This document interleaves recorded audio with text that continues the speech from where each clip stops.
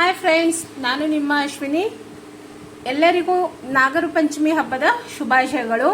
ಬನ್ನಿ, ಇವತ್ತು ನಾಗರ ಪಂಚಮಿ ಹಬ್ಬಕ್ಕೆ ಸ್ಪೆಷಲ್ ಆಗಿ ಅರಿಶಿಣ ಎಲೆಯ ಕಡುಬನ್ನು ಮಾಡೋಣ. ನೋಡಿ, ಅರಿಶಿಣ ಎಲೆನ ಇಲ್ಲಿ ನೋಡಿ, ನಾನು ಸುಮಾರು ಒಂದು 15ರಿಂದ 20 ಅರಿಶಿಣ ಎಲೆ ತೊಗೊಂಡಿದ್ದೀನಿ. ಅದನ್ನು ತೊಳ್ಕೊಂಡಿದ್ದೀನಿ ಚೆನ್ನಾಗಿ. ಇವಾಗ ಅದ್ರ ಕಡುಬನ್ನು ಹೇಗೆ ಮಾಡೋದು ಅಂತ ನೋಡೋಣ ಬನ್ನಿ. ಮೊದಲಿಗೆ ಅರಿಶಿಣ ಎಲೆ ಕಡುಬು ಮಾಡಲಿಕ್ಕೆ ಬೇಕಾಗಿರುವಂಥ ಸಾಮಗ್ರಿ: ಒಂದು ಬೌಲಷ್ಟು ಬೆಲ್ಲ ತೊಗೊಂಡಿದ್ದೀನಿ. ಈ ಥರ ಇದು ಮಾಡ್ಕೊಂಡಿದ್ದೀನಿ ಬೆಲ್ಲನ. ಮತ್ತು ಒಂದು ದೊಡ್ಡ ಬೌಲ್ನಷ್ಟು ಗೋಧಿ ಹಿಟ್ಟು, ಮತ್ತು ಒಂದು 1/4 ಕಪ್ನಷ್ಟು ಚಿರೋಟಿ ರವೆ, ಮತ್ತು ಒಂದು ತೆಂಗಿನಕಾಯಿ, ಫುಲ್ ಒಂದು ತೆಂಗಿನಕಾಯಿ ತುರಿ ತೊಗೊಂಡಿದ್ದೀನಿ. ಮತ್ತು ರುಚಿಗೆ ತಕ್ಕಷ್ಟು ಉಪ್ಪು. ಇವಾಗ ಅರಿಶಿನ ಎಲೆ ಕಡುಬನ್ನು ಹೇಗೆ ಮಾಡೋದು ನೋಡೋಣ. ಮೊದಲಿಗೆ ನಾವು ಒಂದು ದೊಡ್ಡ ಬೌಲನ್ನು ತಗೊಳ್ಳೋಣ, ಪಾತ್ರೆಯನ್ನು ತಗೊಳ್ಳೋಣ. ಅದರಲ್ಲಿ ಗೋಧಿ ಹಿಟ್ಟನ್ನು ಹಾಕ್ಕೊಳ್ಳೋಣ. ಇದನ್ನು ಕೆಲವರು ಅಕ್ಕಿ ಹಿಟ್ಟಲ್ಲೂ ಮಾಡ್ತಾರೆ, ಅಕ್ಕಿನ ನೆನೆಸಿ ರುಬ್ಬಿ ಮಾಡ್ತಾರೆ. ಆದರೆ ಅದಕ್ಕಿಂತ ಗೋಧಿ ಹಿಟ್ಟಿದ್ದು ನನಗೆ ಇಷ್ಟ ಆಗುತ್ತೆ ಮತ್ತು ಚೆನ್ನಾಗಾಗತ್ತೆ. ಮತ್ತು ಹಬ್ಬ ಹರಿದಿನಗಳಲ್ಲಿ ಅಕ್ಕಿ ತಿನ್ನೋದು ನಮ್ಮ ಕಡೆ ಸ್ವಲ್ಪ ಇದು ಇಷ್ಟಪಡಲ್ಲ.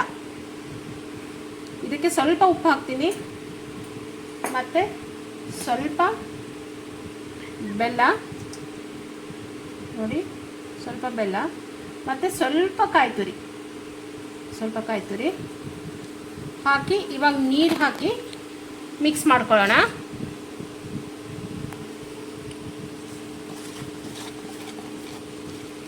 ಇದು ತುಂಬ ತೆಳು ಆಗಬಾರ್ದು, ಸ್ವಲ್ಪ ಗಟ್ಟಿ ಇರಬೇಕು, ಎಲೆಗೆ ಸೌರೋ ಥರ ಇರಬೇಕು, ತುಂಬ ತೆಳು ಆಗಬಾರ್ದು. ನೋಡಿ ಫ್ರೆಂಡ್ಸ್, ಹಿಟ್ಟು ಈ ಹದಕ್ಕಿರಬೇಕು, ಹೀಗಿರಬೇಕು. ತುಂಬ ತೆಳುನೂ ಆಗಬಾರ್ದು, ತುಂಬ ಗಟ್ಟಿನೂ ಇರಬಾರ್ದು. ಈ ಹದಕ್ಕೆ ಮಾಡಿ ಕಲಸಿ ಒಂದು ಸೈಡಿಗೆ ಇಡೋಣ. ಬನ್ನಿ, ಇವಾಗ ಒಂದು ಬಾಣಲೆ ತಗೊಳ್ಳೋಣ. ಆ ಬಾಣಲೆಯಲ್ಲಿ ತುರಿದಿಟ್ಕೊಂಡಿರುವಂಥ ಎಲ್ಲ ಕೊಬ್ಬರಿನ ಹಾಕ್ಕೊಳ್ಳೋಣ, ಕಾಯಿ ತುರಿನ. ಇದಕ್ಕೆ ಒಂದು 4 ಏಲಕ್ಕಿನ ಈ ಥರ ಸೊಲ್ದು ಇದರಲ್ಲೇ ಹಾಕ್ಕೊಳ್ತಾ ಇದ್ದೀನಿ. ನಾನು ಪೌಡ್ರ್ ಮಾಡಿ ಹಾಕ್ತಾ ಇಲ್ಲ, ಹೀಗೆ ಬಿಡಿಸ್ಕೊಂಡು ಹಾಕ್ಕೊಳ್ತಾ ಇದ್ದೀನಿ. ಇವಾಗ ಬೆಲ್ಲನ ಹಾಕ್ಕೊಳ್ತಾ ಇದ್ದೇನೆ. ಬೆಲ್ಲನ ಹಾಕ್ಕೊಂಡು ಚೆನ್ನಾಗಿ ಮಿಕ್ಸ್ ಮಾಡಿ ಇದನ್ನು ಬಿಸಿ ಮಾಡೋಕ್ಕಿಡೋಣ.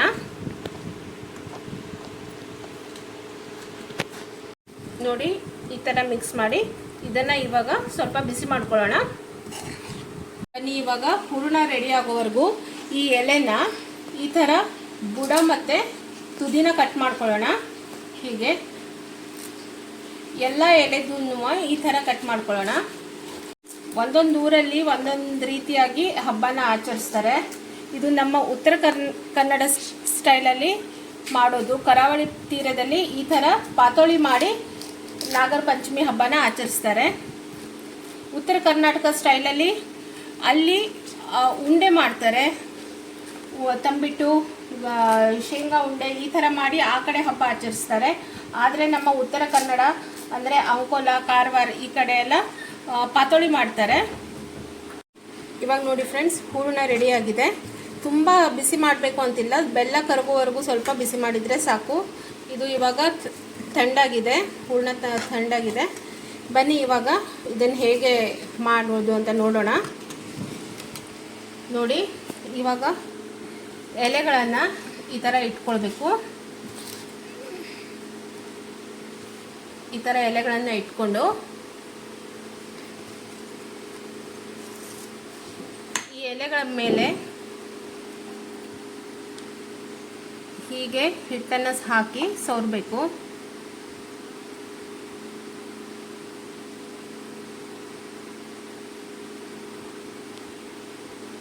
ಇದ್ರ ಮೇಲೆ ಇವಾಗ ಹೂರಣನ ಈ ರೀತಿ ಒಂದು ಕಡೆ ಹಾಕ್ಕೊಳ್ಬೇಕು. ನೋಡಿ, ಹೀಗೆ ಹಾಕ್ಕೊಂಡು ಈ ಥರ ಫೋಲ್ಡ್ ಮಾಡಬೇಕು. ನೋಡಿ, ಹೀಗೆ ಫೋಲ್ಡ್ ಮಾಡಿ ಇದನ್ನು ಇವಾಗ ಇಡ್ಲಿ ಪಾತ್ರೆಯಲ್ಲಿ ಬೇಯಿಸೋಕೆ ಇಟ್ಕೊಳ್ಳೋಣ. ಇದೇ ಥರ ಎಲ್ಲನೂ ಮಾಡ್ಕೊಳ್ಳೋಣ. ಬನ್ನಿ ಇವಾಗ ಒಂದೊಂದಾಗಿ ಇಟ್ಕೊಳ್ಳೋಣ. ಓಪನ್ ಆಗಿಬಿಡತ್ತೆ, ಅದಕ್ಕೆ ಬೇಗ ಮಾಡಿಕೊಂಡು ಬೇಗ ಬೇಗ ಇಟ್ಕೊಳ್ಬೇಕು. ಇವಾಗ ಇದು ಆಗಿದೆ ಫ್ರೆಂಡ್ಸ್, ಪಾತೋಳಿ ಆಗಿದೆ, ಕಡುಬು ಆಯಿತು. ಬನ್ನಿ ಇದನ್ನು ಒಂದು ಪ್ಲೇಟಲ್ಲಿ ತಗೊಳ್ಳೋಣ. ನೋಡಿ